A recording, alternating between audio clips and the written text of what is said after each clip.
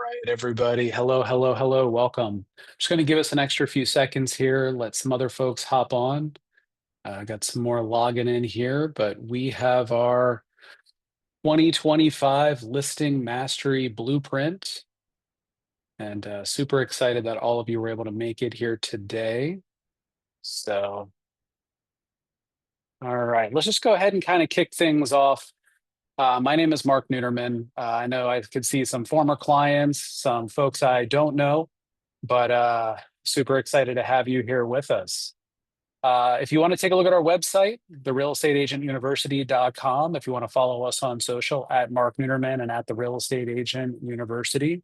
So let's just go ahead and kick things off here. So for today, this is going to be different from other listing trainings. All right.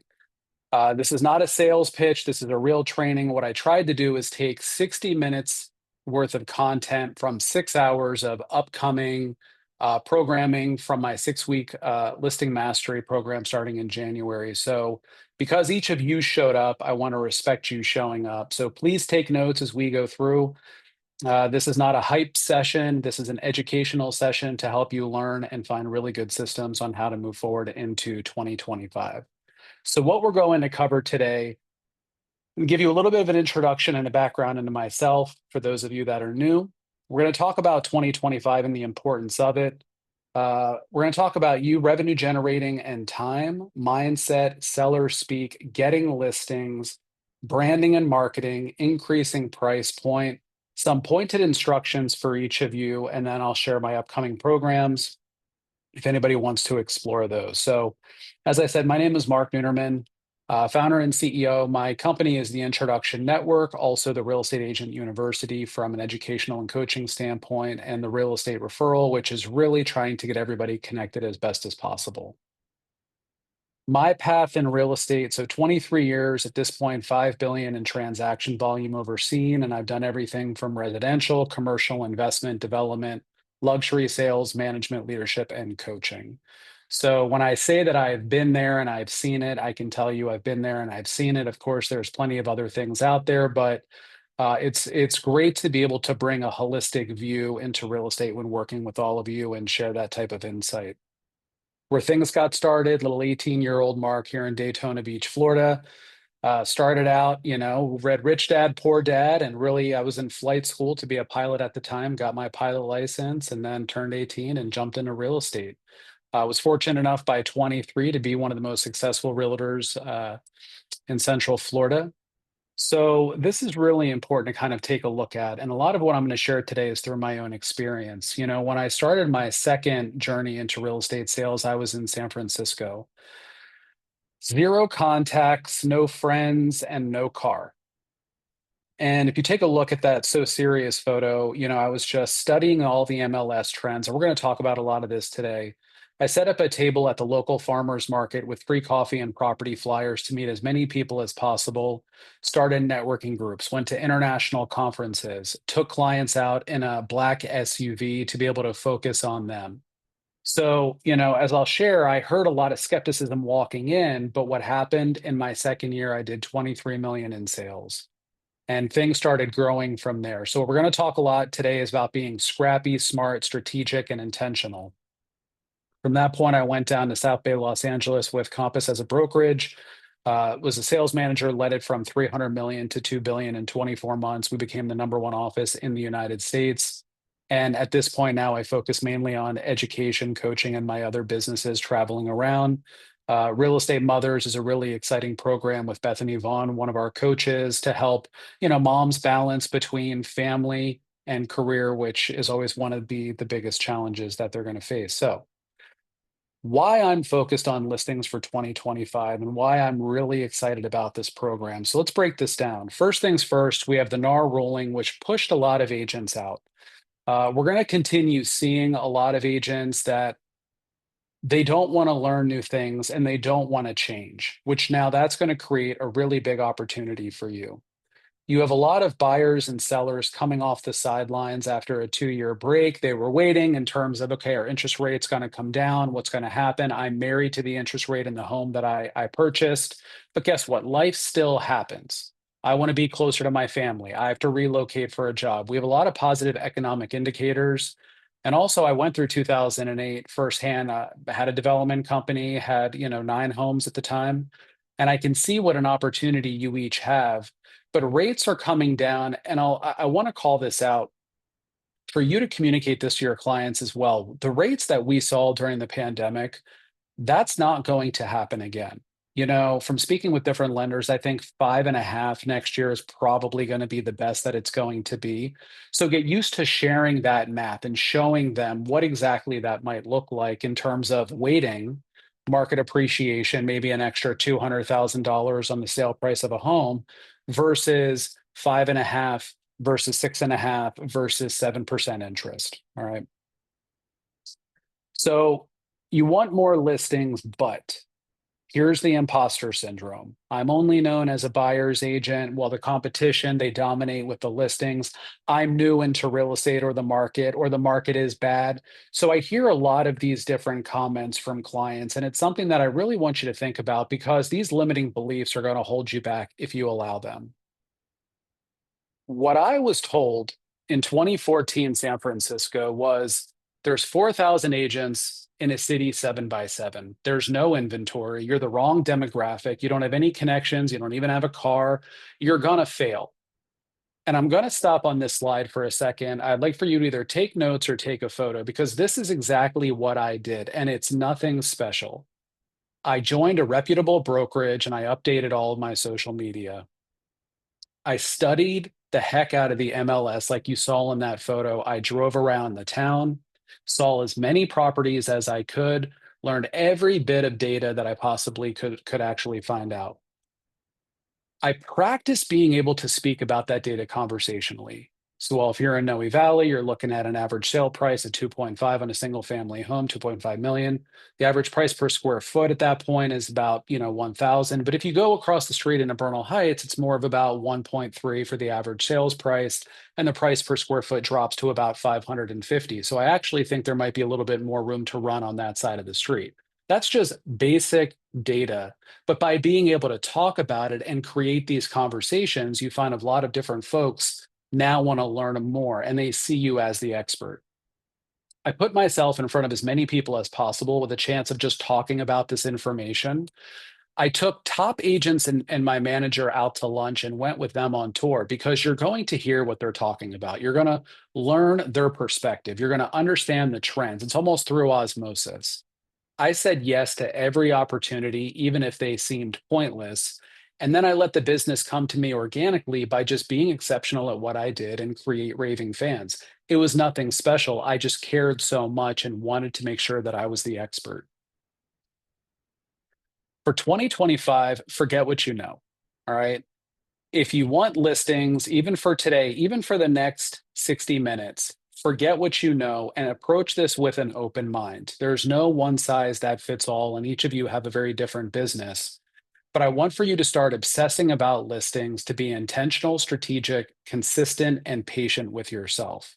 The reason I say patient, look at 2025 as a build year. In fact, I just did this in 2024 where I stepped back from a lot of the coaching that I was doing. And the end result was building 9 different businesses underneath the introduction network. But what happens is it seems like nothing is happening in the moment. It's boring. You're not making money. There's lack of reward, but you have to be very consistent every day. I want you to think about the photo I shared at the farmer's market. So here I am every Saturday morning in San Francisco, schlepping down to the farmer's market with a fold out table where I put the free coffee and property flyers just to try to meet people.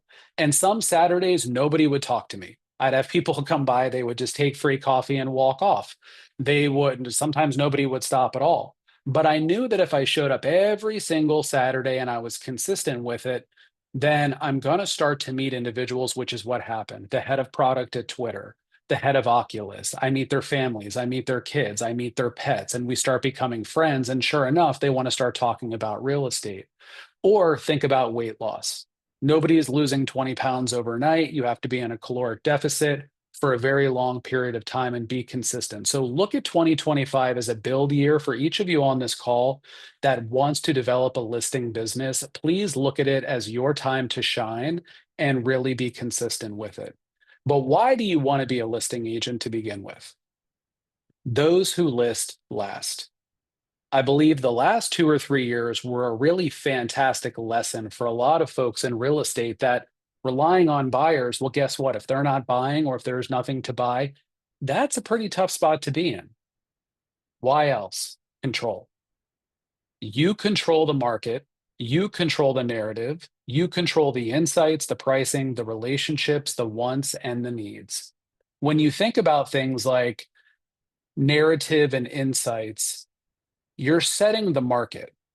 You are able to communicate to everybody in your local market. Think about at your sales meetings, at your market chatter, at dinners, drinks. You know who's buying, who's selling, what are the types of buyers, what are people looking for, what do they want versus a need? Well, they need a second home or they want to have a nice, beautiful, renovated bathroom, kitchen, some landscaping, whatever else it might be. So, also visibility. Think about those in your markets right now that are fantastic listing agents, and whether the market is up or down, they've got signs out in the yard. If you go out on broker tour, there they are, new listing. Open house, there they are, hosting an open house. But also the ability for digital marketing and paper marketing to be a continuous machine that's going out. You also have a reason to knock on doors, leads that you're going to be calling, meeting other agents, and just staying relevant in the industry. All right. This gets missed quite a bit. So now let's hop into the psychology of sellers. If you're a listing agent, what are their thoughts? Why you? What do you cost? How much money can you make me? How fast can you do it? How easy can you make the process? I want each of you to ask yourself, if you were going to sell your home right now and you were not going to list it yourself, who would you use and why would you use them? What would you expect from them? What would matter? Well, if they were charging 3% for their compensation, would that be worth it if they were going to get you an extra 50,000, 100,000? If it was a streamlined process, if they said, you know what, I've got vendors to come in, we have some work to do on the house, you don't have to worry about anything, step away. Or would you really fight to maybe drop to 2.5%? And in that case, you're finding somebody who's like, well, I have some vendors, but we have to do some research and take a look at it. So think of the psychology moving forward about what they're looking for and the experience you're going to provide them. I want to talk about you and why you. What differentiates you? And what do you offer that is different? Let's pause here for a second because here's what happens. I will talk with a lot of different clients, and this is what I hear. What do you think is different that you offer? They say, I'm trustworthy. I know the market. I'm great. I've been around a while. I do some sales. I've got a great CRM. I've got a great, team. That's fantastic. Everybody else is saying the exact same thing. So when we're thinking about the unique value proposition, the key word here is unique. Only one of a few, known for, specialize in, expert in. This is the brand that you have to create for yourself. All right. When we say unique, you have to think to yourself, for instance, for me, I'm one of the only agents, sales managers, coaches. I have this holistic view who also developer, investor. I've done a lot of different things. What am I known for? What do I specialize in? So be thinking to yourself here, what's my brand? If I were to ask you, who is known for in your market always having multiple listings? Who is known for working with international clients? Who handles ultra luxury properties? Who handles 1031 exchanges? There's a pretty good chance that you'd be able to call out whoever that is because they have a specific solution. They're addressing a need in the market and it's something that they're known for. If we were to take the unique value proposition and that specific solution, we arrive at the ELF clients. Anybody who's done my coaching knows ELF clients, easy, lucrative, fun. This right here is the backbone of the business moving forward for each of you on this call. These are the raving fans that tell everybody why they should work with you. You just naturally click. You enjoy them, right? There's some people that take energy from you and some that give it to you, but it doesn't feel like work. It feels like family. It feels like friends, and the referrals just flow. So you want to think to yourself, wait a minute, who are my ELF clients? For me, sales clients, it was 25 to 40 in the Bay Area, C-level execs, tech money, data driven, referral based kind. My coaching clients, all ages, nationwide, average around $1 million GCI, rapid growth, luxury team, legacy, referral based kind. Whenever I present, I share this and I point out, you see, kind, I don't work with unkind people. I am not going to live my life in fear and in scarcity. And by creating that boundary of only working with kind people, I get more kind people and they introduce more kind people. But if you start working with unkind people from a place of scarcity and fear and say, the market's bad and I have to work with them, well, the referrals you get are probably going to be unkind as well. And that's just not a way to live your life. Now, I want to talk about you a little bit more because you are the business. This is why so many agents fail in this industry. I truly believe it. If I was to ask each one of you in a one on one call and say, tell me about the business, how's it going? And you're going to say, well, my business, and you're going to talk about it as if it's this tangible object, forgetting you are the business. And so we need to actually take a look at you and how you operate. Because here's the truth. Have you ever noticed if you're having a bad day, you're in a bad mood, things are just not going well, and then you go try to host an open house, nobody wants to talk to you? It's because they can just sense and pick up on the fact that you're in a really bad place. So these four components here, revenue generating activities, the minimum effective dose, the compound effect, and keep it simple. If nothing else, keep these four tenets to yourself and just make sure that you're looking at them at all times, regardless of the market. I don't care about the market, I care about you. When we talk about revenue generating activities, the most successful people are successful because they understand and know how to control their time. This is not just in real estate. I've worked with CEOs, I do a lot of consulting work, and it's fascinating to see some down to the minute. They have calculated how valuable is their time. How valuable is an hour? How valuable is half the day? How valuable is a week of time? They know if they're going to take vacation, well, there might be the opportunity cost. But the fact is, because they know how valuable their time is, they know how to control that time and make it as valuable as possible. So, something that I do is called a time audit, and I will ask my clients to break their time down and log it. These are some hourly planners that I can share with all of you here, but it's very simple of an exercise. Take 2 weeks and just every single day that you're working, I want you to log your time. All right. So if we take a look at the left, from 8 to 8:30, email, 8:30 to 9, breakfast, 9 to 9:30, I'm going to drive to Home Depot. Right. I'm at Home Depot. So we really want to track what we're doing. And if you want to get a little bit more in depth, who are you doing it with? Because there's a very big difference if you look at 1 to 1:30 on the left, talk to colleagues. Well, what type of colleagues? Is this we're gossiping about the Yellowstone finale, which I haven't seen it yet, so luckily nobody can spoil it for me. Plan to watch it tonight, but or are we actually talking about upcoming listings or referrals, or maybe they're going to go out of town and so they need somebody to look out for their book of business? So you want to start being able to track all of the time, only for 2 weeks. And on the right side, I want you to log everything and total it up. Email 2 hours, breakfast, half hour, lunch, half hour, dinner for an hour, driving for 3 hours. And if you take a look on the right, it's a different example of a day. So maybe client calls, looking at the MLS, social media. And what we're doing here is where is your time being spent? On revenue generating activities as planned, being wasted, being spent on what could be delegated, being ambushed, being redundant.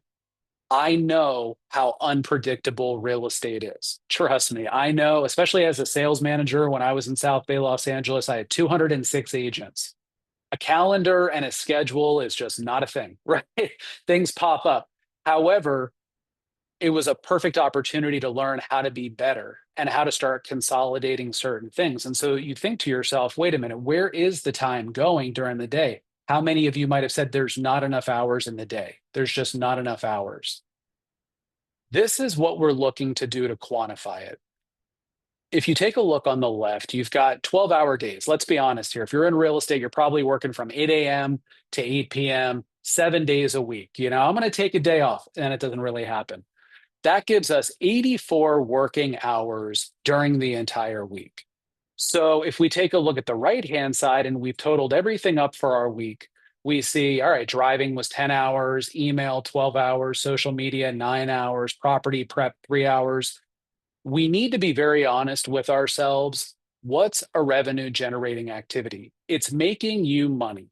It might be an investment in time if you think about earlier being at the farmer's market. But to me, literally having a table of property flyers at a place where a lot of folks are going to be showing up is 100% to me a revenue generating activity. Email, how many emails? I'm going to ask each of you to really be honest with yourself right now. How many emails do you send or receive in a day that could have just been a phone call? And it could have taken 1/10 of the time, right? So we're trying to really figure out how much of this is the revenue generating activity. So in this case, back on the left, you see 32 hours. Well, 32 hours divided by 84 working hours gives you a 38% RGA. Here's the rule of thumb: minimal target 50% every day, optimal target 75% every day. So now, forget listings, forget real estate. I don't care what kind of business you're in. But if every single day you are doing intentional 75% plus of your time on revenue generating activities, how much more money do you think you're going to make? And also, how much less time do you think you really have to work? And this is where people say, yeah, I work 24. Why? Why do you work 24/7? For me, I have really calculated my time to understand that regardless of what I'm doing, there should be purpose behind it and intention. And here's one of the biggest call outs for each of you: energy vampires.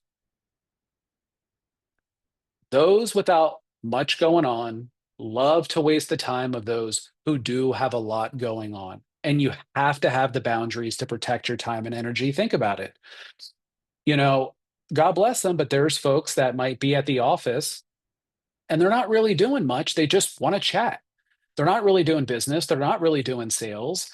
But here you are, you're running into the office last minute. You've got a counter offer. It's timed. You want to get that in. You have to get over to a showing. You're running behind. You forgot something at the office. And then somebody who just doesn't have a lot going on says, oh, hey. And they just want to chat, right? So you have to get very good at creating the boundaries for yourself and protecting your time. The minimum effective dose is how you avoid burnout. It's the smallest dose to produce the desired outcome, right? It's just like working out. When I'm in the fitness world, if you work out all day, every day, it's the law of diminishing returns. It's the same for each of you. So, one great example here is instead of 10 networking events every month and trying to connect with everybody you possibly can, I see this all the time. What a mistake. Pick one event, high quality, where you think the target audience might be. This could be top agents, this could be business owners, this could be folks in other professions, right? And then at that event, build 3 to 5 meaningful relationships. Don't just walk around business card. Hi, I'm Sally from Seattle. Sally sells Seattle, and I'm Bob from Boston. Bob sell. No, get to know these folks and then follow up with personalized messages within 24 hours. Think of how much more time you just got back doing one event versus 10. How many more results you're going to get, how many listing referrals, how many different opportunities by connecting with those 3 to 5 individuals that really get to know you. Local business owners. If nothing else, these are the folks each of you should be getting to know in your market. And if you think about what happened in the pandemic, first off, being a small bit, we are all small business owners, by the way. So if you're having a stressful day and a tough day, understand this applies to you too. But local business owners know everybody. Think of your Rolodex, think of your contacts, think of your CRM. And a lot of my coaching is about connections, right? Because people want your connections. They want that exclusivity. Hey, do you know anybody who's such and such, right? So if you think about it, the gold mine in your market is to get to know as many local business owners. And you can simply go in and say, I'd love to do a spotlight video on you and the business. What's the origin story? How did it come about? What do you specialize on? What do you focus on? Do you mind if I interview you? Do you want to sit down for 5 minutes and I can put this on my social media? Here's an idea. Maybe if folks come in, if I can help you get some more business, do you want to give them 10% off, a little discount code if they use my name? And if they say yes, you put these discount codes in your newsletter and you send that out to your clients. You're adding value to your clients because how many on this call might say, Mark, I really want to put mailers out or newsletters, but I don't know what to put out there. And it's always, how do you add value? How do you add value? Well, if you are sending discount codes, who doesn't like to save money? What local business owner is not going to appreciate you driving business in? But think about it. How many customers are going to ask them, do you know anybody who's really good at real estate? Do you know anybody that I should talk to? I'm thinking about selling. I'm thinking about buying a short-term vacation rental here in the area. And then they're going to just mention your name. So I want for each of you to get to know your local business owners. The compound effect is critical. This is, as I shared in San Francisco when I was being told you're going to fail, this was huge for me. Small, consistent actions compound over time for massive outcomes. It's not the major breakthrough. I highly doubt, and I could be wrong, and if I am wrong, I hope I am. I highly doubt that a $10 million cash buyer is going to interrupt this Zoom call wherever you're located and knock on your door and say, hey, you know what? Can we just go out and get a $10 million home right now in this moment? No, but if you are consistent over time and you're getting connected and you're doing all the right things, there's a pretty good chance that the path is going to lead you to a $10 million cash buyer at some point. And that's what we're talking about here. So, one thing a day, that was my rule of thumb. It always is one thing a day for the business. I don't care how small it is. It might be a social media post. It might be, I'm just going to go down the street and I'm going to go talk to the local business owner. It's going to be something that inevitably has value for the business. All right. What are these right here? Friend to friend, out of town colleague, farmer's market, lunch with sales manager, international conference, local business owner, brand new agent, conversation on plane, broker tour, social club. What are these? These are all places that I got business from. And if you really think to yourself, like an out of town colleague, how many of us want to go on vacation, but we're afraid? A rule of thumb, you go on vacation, you're going to get busy, right? We all understand this. But if you have a really tremendous colleague that can watch your book of business, but what if you're the colleague watching somebody's book of business? That's going to be helpful for you. How many brand new agents come in and maybe they do get an incredible lead and they're petrified? And so they ask you, do you want to come in on this? Can you help me out? Can we co-list this together? Can we do something? So the key here is you want to have consistent exposure at all times to as many individuals as you possibly can. Now, being strategic like a business owner versus a bunch of strangers at the park, obviously. However, you want to stay in front of as many folks as possible. And I'm an introvert, by the way. Folks don't understand this. I am a diehard introvert. One of my businesses is the Introvert Sales University.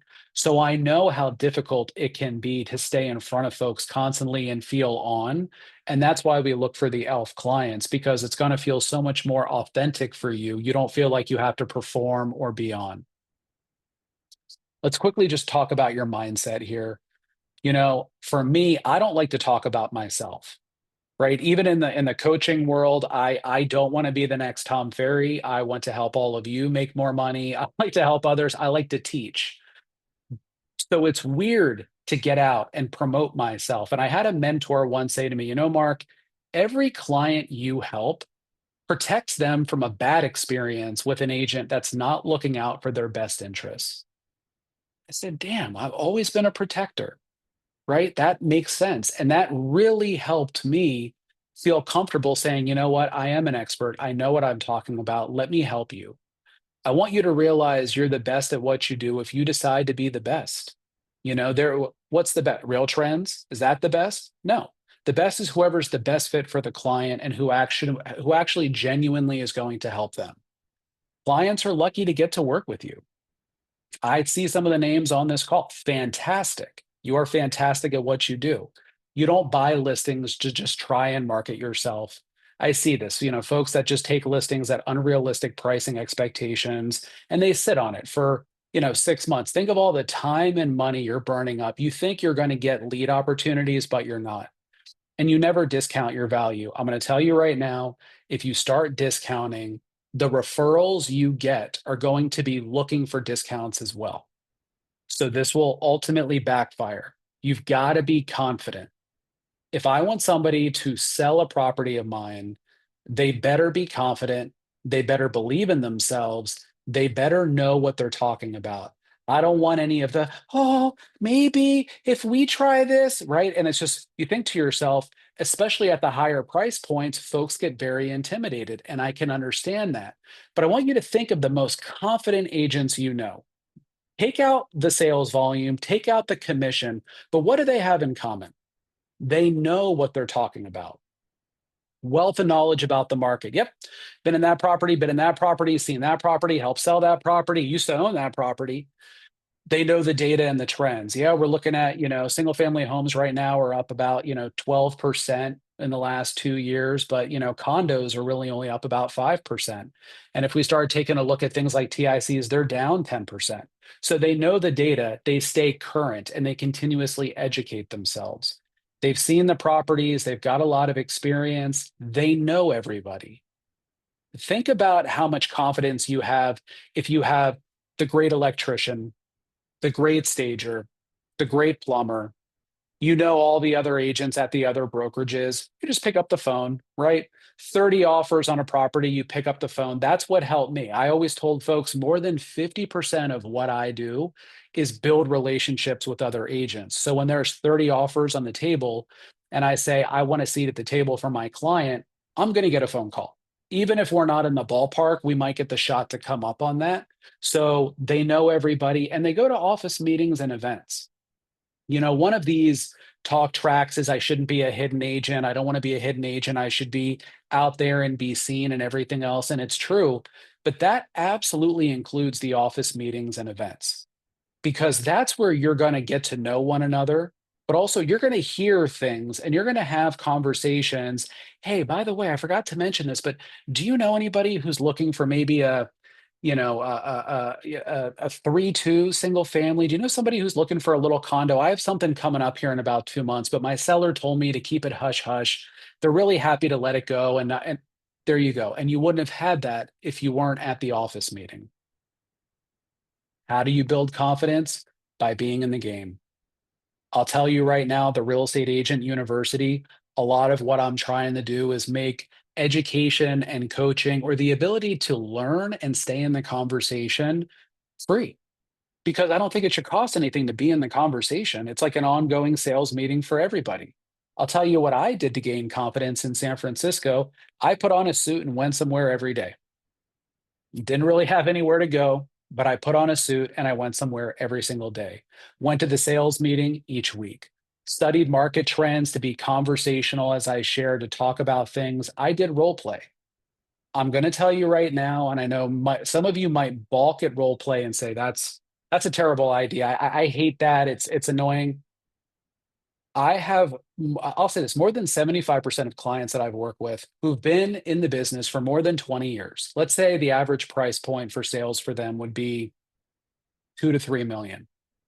We will practice their listing presentation. We'll have that conversation and they're good. They're polished, they know it. And I'll say, hey, next month, let's do it for a $10 million property. Doesn't matter that they've done this for 25, 30 years. They fall apart psychologically, just the different, and it's me. They're falling apart with me. I would rather you fall apart in practice with me or a colleague or another coach or your sales manager versus in front of the $10 million opportunity that you have. So even if you scoff at role play, please understand the value in getting comfortable with these things. Spending time with top agents, as I shared, I just want to know what they're talking about. you know Watching some of the best agents in the country, the way they present properties and the way they show properties and bring properties to life, I had never seen anything quite like that. Touring and seeing every property I could to talk about the differences and the nuances. And I went to international conferences. I went to Beijing, China. I went to Amsterdam just to stay involved in that conversation. So what happens if you have the listing mindset, confidence, exposure, and knowledge? You're going to get listings. I promise. And this is what I mean about 2025 being a build year here. And of course, there's nuance to a lot of this, but that is the winning combination right there. So let's talk about seller speak. This is, something that I always like to think about is language and verbiage and framing. So if we think about seller speak, think of the conversations you're having at an open house. Think of the conversations that you're having if you go to dinner or drinks with folks. If you start talking about, I had a buyer, we were able to negotiate $50,000 off the ask price. I had this seller, give us all kinds of repairs and other things. Well, any potential seller hearing that is going to think, yeah, now is not a good time to sell. That's buyer speak. But if you think about seller speak, you're actually teeing up opportunities and you're not going to be dishonest or disingenuous. In fact, you're going to talk more about things like a balanced market. We can position your property properly and I can use my expertise to help you get top dollar. The difference of a balanced market, even if it's not buyer or seller market. With such restricted inventory right now, it's a great time to sell. 2 years during the pandemic, it wasn't reality, and some sellers did great.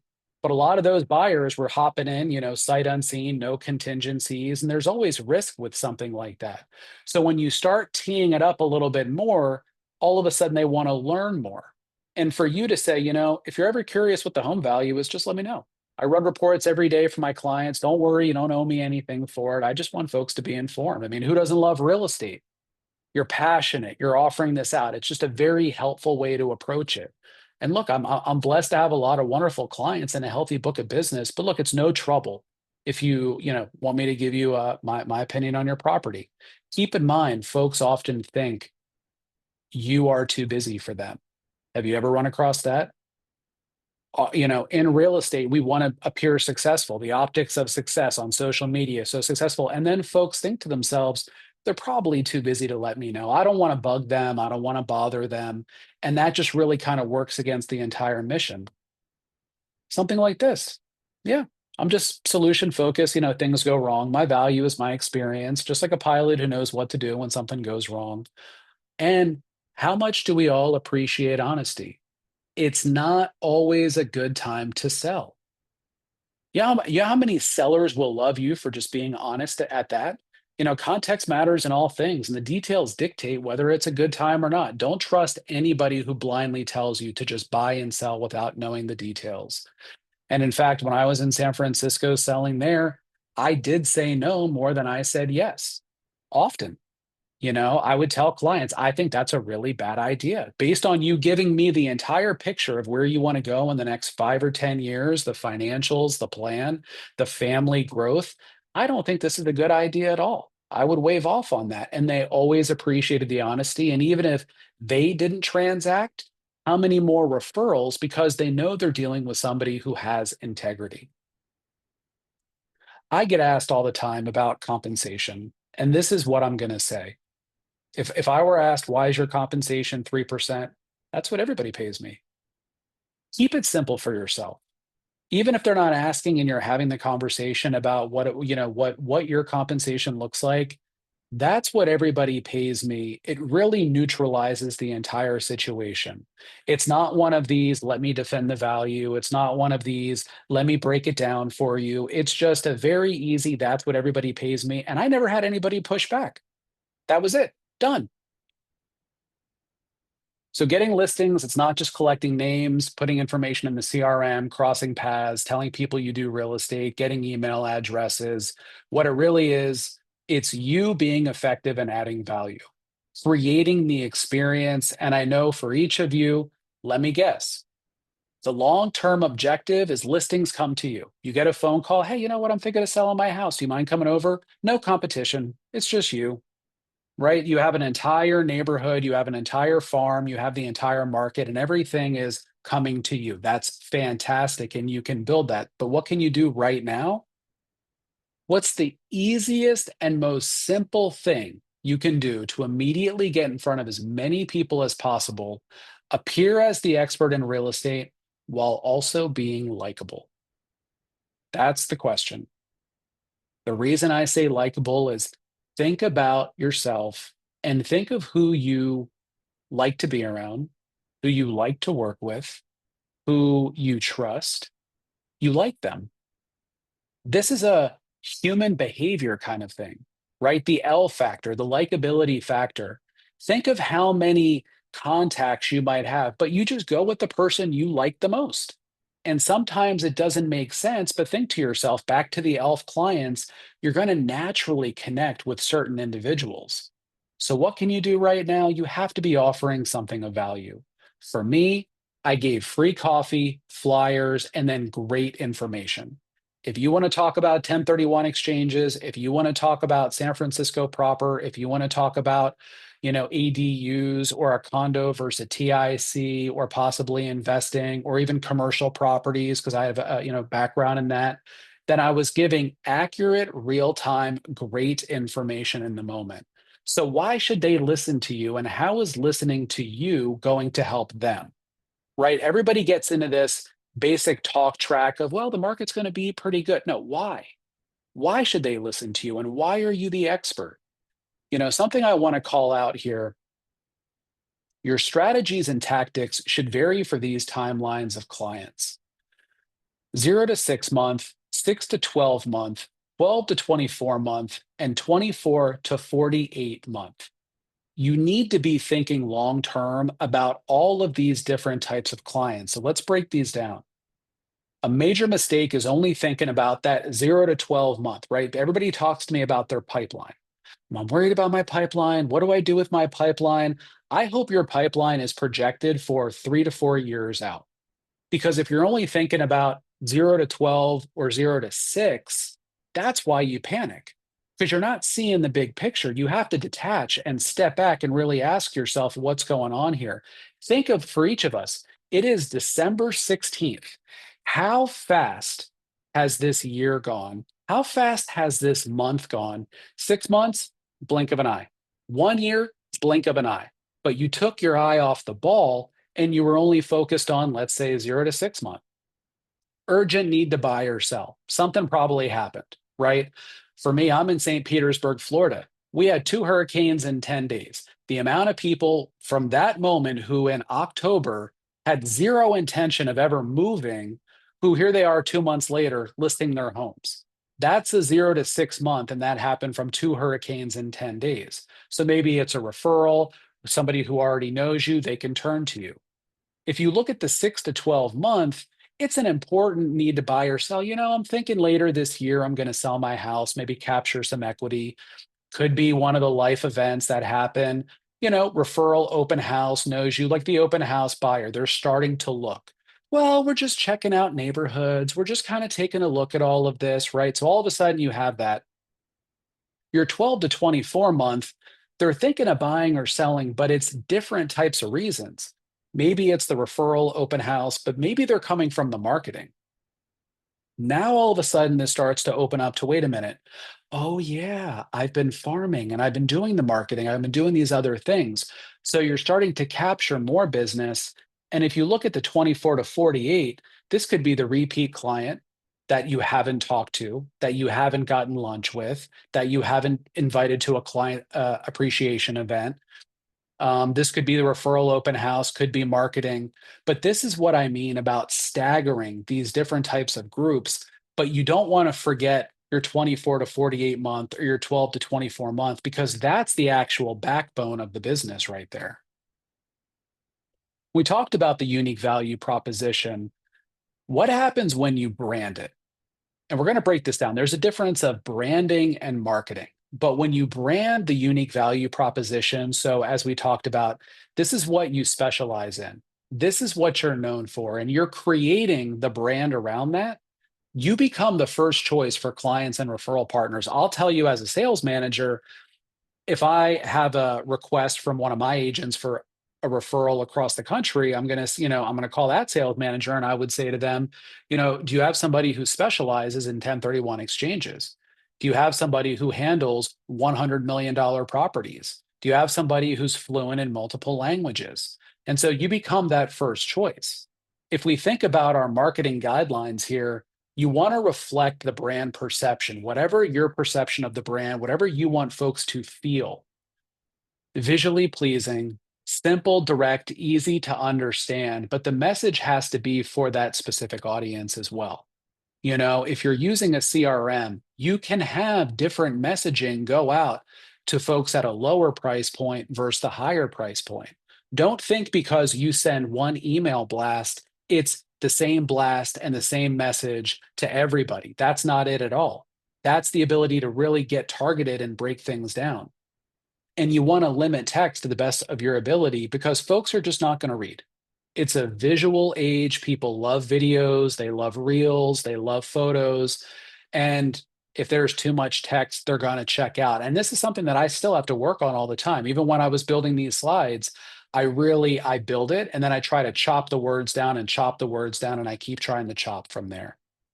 I want you to think about using visuals and the power of that, right? Market 18, talking on panels, selling different properties with CEOs, opening an office. I want you to think about testimonials and references that you have from your clients and how powerful those are. I want you to think about the stats and the power of numbers that pop up, right? 5 billion, 23 years, 0 to 23 in 12 months. So be using those numbers, and then case studies. Case studies will get you more listings. In fact, I will say this. When I was at the farmer's market all those years ago, I now strategically made a mistake, because if I had been using case studies, I think I could have done so much more business than I actually had. And I got a ton from that farmer's market, but the case studies will tell the story of success. And I think if you have too long of a case study, I've seen some folks that have like a 4-page, nobody's trying to get into a college, research project here, but a 1 page with the numbers and the story. It could be about how much you sold above ask dollar amount, ask percentage, how much was saved, sold for a low rate with some sort of buy down. But make sure you're telling the stories at all time.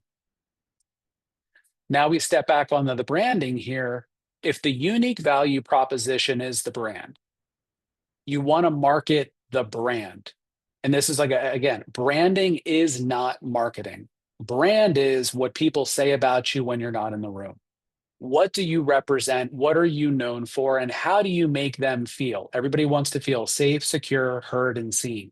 So you think about, okay, this is the brand that I'm going to create. This is what I specialize in. This is what I do. How do you market that? So I'm gonna ask each of you to be honest with yourself. What's the look of your materials? Are they cheap, expensive? Who's the audience? How do they come across? Do they come across self-seeking and kind of gloaty, right? Are they salesy? Are they classy?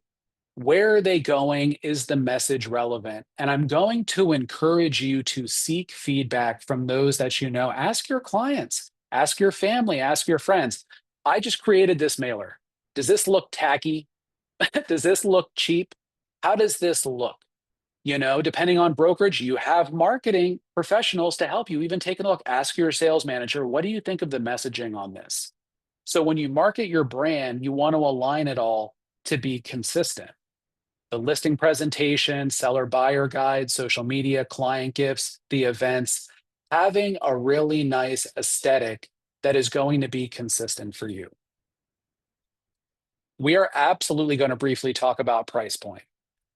I'm always obsessed with you getting your price point up, always. And one of the reasons for that is when I was starting out and I was selling real estate in Daytona Beach, Florida, and this was, 23 years ago, I was dealing with properties, we'll say from 100,000 to 2 million.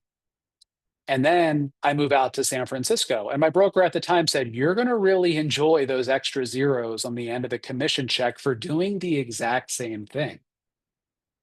Well, if we look at a 3% compensation here, 100,000, 500,000, million, 3 million, 5 million, there's the difference in compensation for each of you based on the price point. And that's why I'm always going to encourage, and it's a slow moving thing, but selling luxury, selling higher price points. And I understand that not all markets have 1, 3, and 5 million, but there's also a huge difference between the 100,000 and the 500,000. So this is a very brief prescription for you. Learn the properties, the data, and the clientele of the higher price points. Get familiar with them, understand how to talk about them, understand who's buying them, who's selling them. What does that look like? Build relationships and help the top luxury players.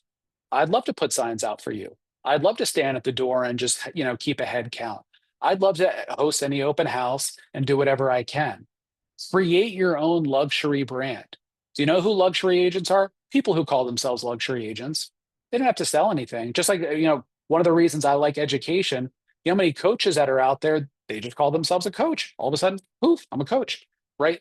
So create a brand for yourself of luxury and practice confidentiality. You should always practice this, but as you go up in the higher price points, the ability to have discretion and keep your mouth shut is going to pay you back in dividends. When you have your highest sale, that's when I want you to leverage that 3 times the amount of any other sale. So whether it's going to be boosted posts, farming, mailers, doing some sort of extra video, photography, in-person events, when you have your highest sale, that's when you go as hard as possible to try to get exposure and leverage that. So people say, "Oh, wow, I didn't realize you were doing $3 million sales. You are luxury." Very different. A lot of folks ask me, "Well, what's luxury?" I want to be luxury. You coach on luxury. Luxury is a feeling. I want you to think about the elevated experience if you've ever stayed at the Four Seasons. Also, you're a well-connected professional advisor. See, when you get into luxury, it's at these super high price points. We're now dealing with business managers and we're dealing with attorneys and we're signing NDAs. And it's a completely different thing than the first-time home buyer getting a $300,000 house. So it's a completely different ballgame where you have to educate yourself on what do wealthy people talk about? Geopolitical trends, the stock market, all sorts of other things that are happening. And that's where they want to make sure that you're in that sandbox with them. Two of the most incredible agents in the country, Neil Ward and Chris Cortazzo, I thought it was very important here to screenshot their social media pages here from Instagram and show you how the brand of luxury, how visually pleasing the aesthetic. But for everybody on this call, think about your social media versus this. This isn't to put yours down, but I'm just saying when you start thinking about what is your brand? What do you represent? And what's going to attract folks to you and your brand? I think both of these gentlemen have done a fantastic job. It's like looking at a luxury magazine, right? So this is what I want to share with all of you because this time always flies, as I say. So tell me what to do. I want you to see this opportunity for what it is, right? Regardless of any self doubt, you can be a highly successful listing agent if you decide to. So I want you to obsess on it, be relentless. 2025 build year. So even if you don't see the progress happening, if you're doing one thing a day every day, the compound effect, it's going to work for you, I promise. Understand the revenue generating activities and focus on those. The energy vampires, kick them to the curb, boundaries. Then keep it simple and the minimum effective dose to avoid burnout.